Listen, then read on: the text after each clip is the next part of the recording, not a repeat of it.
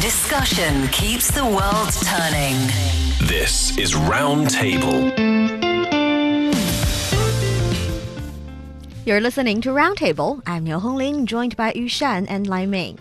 When is the last time you shop in a mall? These days, Gen Z is rediscovering the magic of those nostalgic department stores. It's not just about shopping, it's about the vibe. Affordable, genuine, and maybe even a little bit retro. Those old school giants are back on the scene. So what's pulling them in? And who knew that staring into the lens could become the latest trend? Iris photography. Yeah, that's a thing now. A flash of light, a click, and suddenly your eyes are a piece of art. Let's talk about what makes these quirky close-up eye shots so fascinating for Gen Z, and if there's any hidden danger behind this new obsession. But first, picture this. You walk into a department store where the lighting is a little dim, the floors are a bit worn, and the sales staff, bless them, gives you a smile that feels like a hug. You might not find the trendiest brands, but you definitely score some serious deals. No need to be, influencers or any kind of bloggers to be there. Just good old-fashioned shopping works.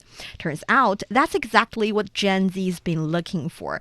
Talk about throwback. I have to ask Yushan, because you are the young representative here in the studio. What is the last time you went to a department store? And do define department store and mall while answering that question. Well, for the first question, when was the last time I was there? It's just like a few months ago, maybe by springtime in 2024. Ooh. Yeah, that was when there's a lot of winter, say, boots and down jacket, and the very warm kind of hats were on discount. And my mom just the huge fan of such department stores, the old style department stores, just had to grab me into her favorite one, which is the Xidan Shangchang, the Xidan mall department store. Yeah. So we were there for like the whole morning, and she was super happy. She shopped a bunch of things that she already had, but she just needs more, and she just loved walking around the piles of jackets and sweaters, cashmeres, stuff piles. Like that. Piles. I'm talking about piles, right? Too. So yeah, what is department store, you might be wondering? It usually refers to that kind of older styled, most commonly state-owned big shops that used to be the shopping paradise for the Chinese, especially back in the 1980s and 1990s. So this is coined by this online news platform called 北晚在线. So usually this kind of stores, they're very different from modern malls or say supermarkets that we commonly see nowadays. These stores, they, perceived in the Chinese context, are commonly known to be incorporating a lot of products. So what do they sell? They have basic, wide range of goods that mainly focus on basic necessities, including day-to-day home commodities like clothing and household items, beddings, food, snacks, that kind of things that you need for daily necessities instead of for fashion or elegance or just appearance. But these stores nowadays is kind of like a trendy thing again, as mentioned by another source called the Life Week Lab, which is a weekly news and cultural magazine and under the Life Week magazine. So according to their article, they talk about how young people, Gen Z, are now coming back to such malls and not just malls, the department stores, and try to find that good old traveling back into the 1990s and 80s and shopping in such department stores that's not really so commonly seen nowadays. Right. Department stores, there are all kinds, and many of them appeal to the relatively older generation of consumers, but I'm sure there are relatively modern ones that appeal to a younger member of the consumer base, that's for sure. For instance, I think the Wanda, which is a very famous real estate developer, it owns many department stores across the country, in fact. And in my perspective, their department branch, although still carries the order and flavor of the old style department store, do have some relatively well-known brands, comparatively speaking. So they're better lit than the stereotypical department store that we have in mind. So, like I said, there are all kinds that appeal to different kinds of consumer base. But a quick comparison between the department store in question and also the modern malls, is that department stores are always packed. And with goods. Yeah. With people too, hopefully. Okay. With all kinds of goods, and the brands of goods that are not always well known internationally on TV or over the internet. Oftentimes you see a lesser known brand. I mean, I'm not the guy that enjoys going shopping every so often, so I'm not very familiar with the brands out there. Only the most famous brands are over the internet. So I often find myself lost if I were to take a stroll in the department store department. But for modern malls, you think of a well-lighted place, open space, different kinds of storefronts, and very open space where kids can run around and even ride their toy electric cars. And then often there's the display of electric vehicles more often than not in recent years. So it's more of an experience than... And sometimes in most cases, the modern malls will come with the movie theater and a lot of restaurants where young people will hang out and spend a good evening or weekend there. So it's a different experience. If we were to go to a department store, we are more often than not seeking a good deal or a bunch of good deals. Whereas if you were to go to a modern mall, you're more often seeking experience rather than the product per se. I think experience is the key word here, because nowadays a lot of us, I think it's more than 90% of us, are very much used to shopping online, especially if you have a specific item in your mind that you want. You hope it can be delivered to your doorstep 1 or 2 days later. You go search online and just make the purchase. And it's that easy. So I would like to be so bold to assume that nowadays, if we choose to go to a mall, it's definitely more than just shopping. It's more than just go looking for a certain item. It's definitely about the experience. So let's compare different experiences provided by these different types of consumption scenarios almost. For modern malls, like Laiming has said, you go, you shop a little bit, you go around, you watch a movie, you go to the karaoke inside the mall, you have some food, you try to exhaust your kids so they do not bother you at night. And there are bookstores where you can hang out and have coffee. And there are coffee shops where you can hang out and read books. So it's just like a lot of things you can do. Oh, and then also there are a lot of escape rooms in these huge malls as well. So a lot of things to do. But for the trendy and fashionable young Gen Zs, apparently they are seeking these kind of pleasure, these kind of nostalgic and interesting experience in these old school departments, because these departments, to start with, if we're talking about the stuff that are sold in these places, more than just unbranded, relatively good bargain, a good deal can definitely be found, but also some other gadgets sometimes, and a little, for example, a button that you were looking for a period of time for your favorite clothes, yet it's kind of worn and you want to make sure that you can still wear it for, I don't know, 1 or 2 years. These kind of stuff are not commonly sold in modern malls, but you can find them in these department stores. Yeah, and a few months ago when I was just wandering, lost literally, in the Xidan department store,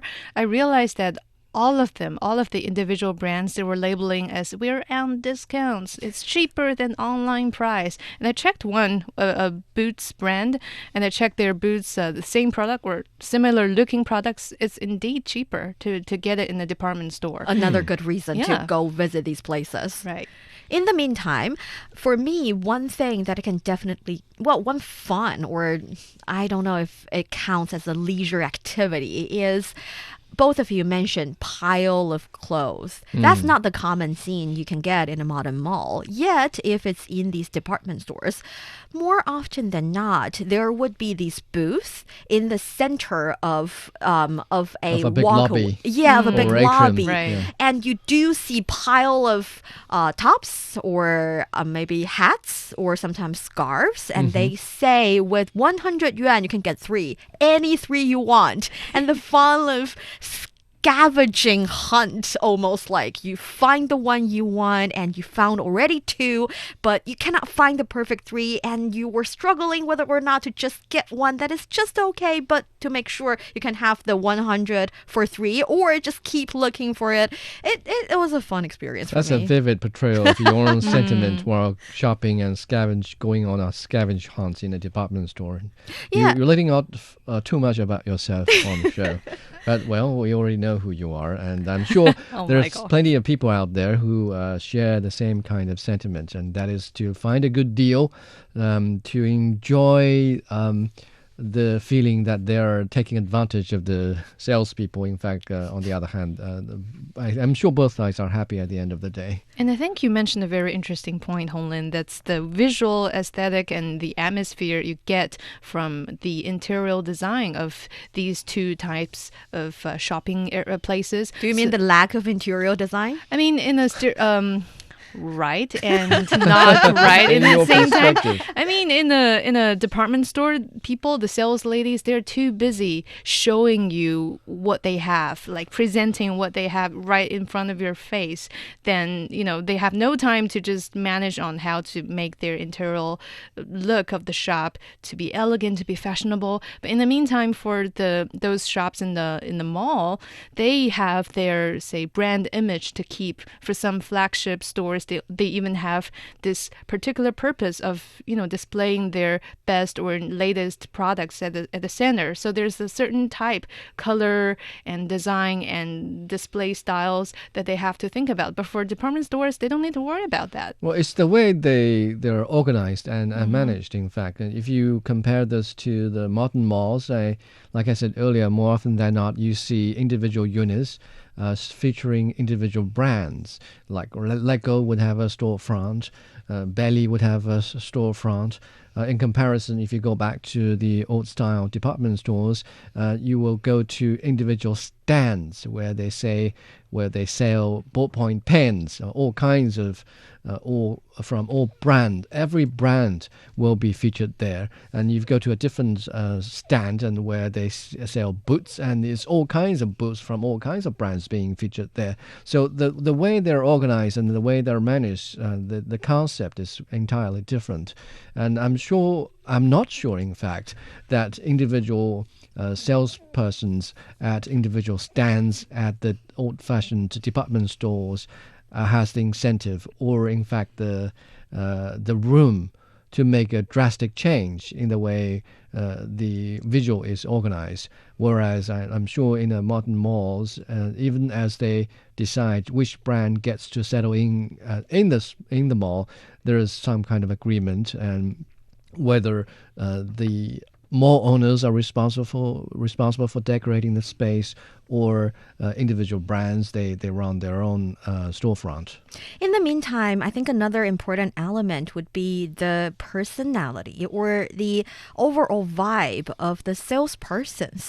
My feeling is that in the mall, they're all very professional. They wear uniform and they're kind, they're very welcome, yet sometimes they can be a little bit too inviting. They want you to purchase, of course, yet it's still the kind of very polite, very professional kind. Yet when you shop in a department store, the salespersons are more like, I don't know, aunties from the next door. Yeah, like your neighbor just greeting you when passing by. Hey, hi, how are you doing? Oh, you're here. I'm so glad you're here. Look at that pretty face. Did you eat a bit too much this morning? I mean, it's overly friendly. I think it depends on your personality and your preference. I know, yeah.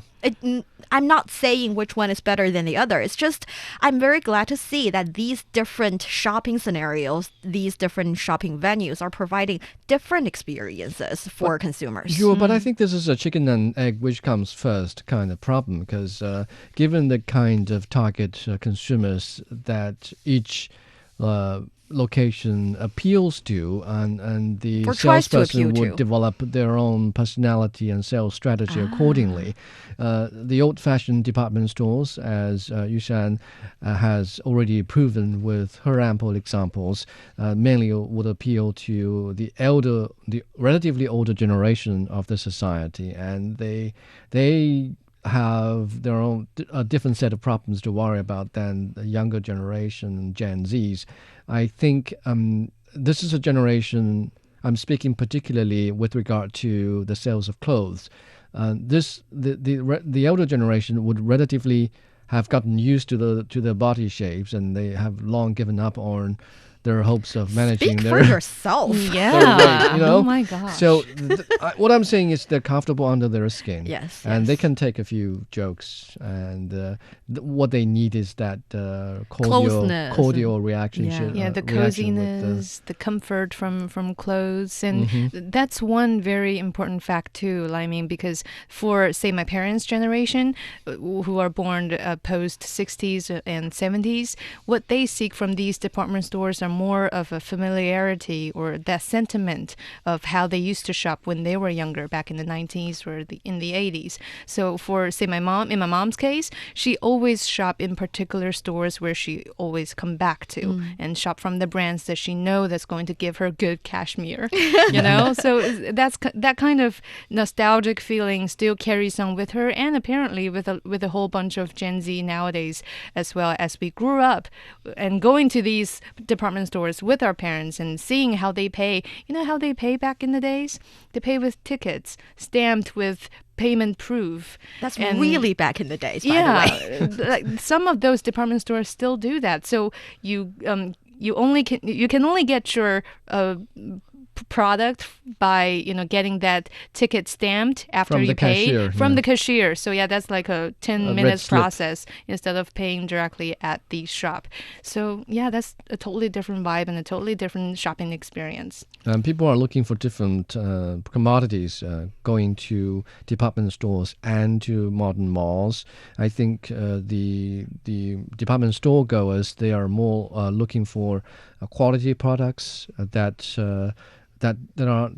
don't come with a premium on the brand, whereas perhaps a younger generation might be looking for that significant and salient logo on their T-shirt or cashmere. So what they're looking for are entirely different. Oh wow! I heard a little bit of criticizing here. No. I think what we're saying logos here is... are different. Logos are important. I'm teasing you. If you were to blend with your own peers. And also, I think for the shop owners out there or department store owners out there, you heard us. If you want to keep your true color and also want to attract to these younger generation of consumers, maybe, take Some a look. Logos. No. Interior deco. I was thinking about keep your style of interior decor and keep the kind of product you're selling and make it even a little more extreme. Keep that nostalgic vibe. It will attract its target consumers. You're listening to Roundtable. Coming up next, Iris Photography. Who's loving it and should you give it a try? Don't go away. Looking for passion? How about fiery debate? Want to hear about current events in China from different perspectives? Then tune in to Roundtable, where East meets West and understanding is the goal. It's the hour of Roundtable with myself, Niu Honglin, Yushan, and Laiming. Think you've seen it all? Think again. Iris photography is making waves, with young people lining up for close-up shots of their eyes. It promises to capture your eyes as a intricate, colorful orbs of mystery. But what happens when the camera zooms in on something as unique as your iris? Are there any hidden risks? And exactly what will I go through if I go have my iris taken a photo of? Well, that's a very interesting process as I just read about it. So, of course, first of all, like taking all photos from photo studios, you need to make an appointment and arrive on time. And there's going to be a short or brief introduction from the staff in the studio telling you to just relax, sit still, keep your chin on a tray of sort to kind of fix your head in a certain posture. And then comes the shooting process where the photographer will just explain the shooting preparations to you and turn on the lights. And probably you'll have to hold your eyelid to keep your eyes wide open. And then they will adjust the brightness of the light. Exposure, exposure of the light and the rays of beams of light. And then it's going to be complete in about 1 minute. And and afterwards is the long time, say half an hour of post-processing of that picture to make it good and aesthetic and wow. How? Exactly, because last time I checked, my iris would be, black or brown towards black. You know what? I saw pictures of people taking their photos for their irises, and for Asian people, I was surprised too. They all turn out to be either golden or brown. Yeah, that's natural. Our irises are naturally iridescent. It's a very colorful part of our eyes, and when you throw light in there and it gets reflected in the camera, you can capture the beauty of our eyes. It's a myth, but it's beautiful. And at the same time, actually, sometimes the shop owner would dial the picture and making it colorful. So that is another process if you want your eyes to appear or iris to appear. Because for those of you who have never seen this photo, instead of your entire eyes, only just a orbit or a round shape that is with the pattern maybe of your iris on it, but they can be colorful and you can select the color, any color you want. So my question here is, why are people liking this? I mean, for young people, this is mainly for young people that we're talking about, right? for a lot of young people, it acts as the same as, the MBTI test, the 16 personality test. It's just something that, to gain self-awareness and also get a new or rather a deeper understanding of your identity in a way, because different people's iris are different. We all have our each own unique structure in the iris. Yeah, no two persons have the same kind of iris pattern. So, which is why it's used as a biometric data to tell one person from another, like your footprints. That leads to my next question. Will this kind of photography leak the very important information of my biometric, my iris? I'm sure it's risky. Although in our daily life, we only are exposed to the idea of iris in science fiction movies, where you see what's the Dan Brown novel where the director of CERN in France had his eyes carved out, and in order so the murderer can to access the secured room. So we only for the average people we only get exposed to reference to iris in this context. But who knows? Maybe in the future it will be used as a way to unlock our smart devices. Already we are looking at facial recognition. We are looking at fingerprint recognition. Perhaps the next step is the iris recognition. I mean, our demand for security will only improve as we go. I mean, I think it's already part of our biometric recognition in the system of biometric recognition, because in March this year, I was going to renew my passport in the police station, and I was warned by the police officer to take off my contact lenses, even though it was transparent. It's not that kind of printed with color, but transparent one. And even that couldn't passed their check, they told me that you have to remove everything on your eyes in order to take the picture. And I think that's for a particular reason, right? They won't care too much of your eyes or contact lenses whether they look if nice it's or not. Yeah. Well, here in China, we barely notice this, but in a different country where there's a mix of races of people residing there, the color of one's eye is a very important index in anybody's ID card. I remember on my driver's license it was said my eyes are black. Also, actually, experts say though these kind of iris photography would show you a picture that looks like the pattern are very clear and the color are very bright and rich, actually the preciseness is not actually, let's say, good enough to have your biometric identification being licked, meaning that their photography or their devices are just not good enough in the sense of leaking that important information. Yet, I agree with both of you. I think they're good enough. Yeah. I agree with both of you. It's still something that we should definitely pay attention to. At the same time, if you take a look at some of the customers, apparently not only are we looking at young Gen Zers, actually many of the customers are young couples. They want to have their iris, let's say, put together when being taken a that's romantic. picture. Yeah, that's the romantic part of it, or the romantic element. Also, I want to ask, have you ever made anything that has something to do with your personal ID or personal and personal information? No, haven't done anything. I mean, no eyelashes, no fingerprints, nor, my mom kept all the tooth I lost when I was a child. Does that count? That's cute, but Yeah. but it's not meant as a gift. Oh, it was meant as a gift to you. In a way, yeah. That's sweet. So I have a lot of those kind of gift, and my suggestion is that at the moment you make it, no matter if it's your footprint or the eyelashes, at the moment it would feel romantic. But after a while, after 3 or 5 years, you would It'll be ask weird to get rid of them. Exactly. Ask yourself what to do. So, think again before you make that decision. That brings us to the end of today's roundtable. Until next time, keep the conversations going and the ideas flowing. I'm Niu Honglin with Yushan and Laiming. Thanks for listening. Bye-bye.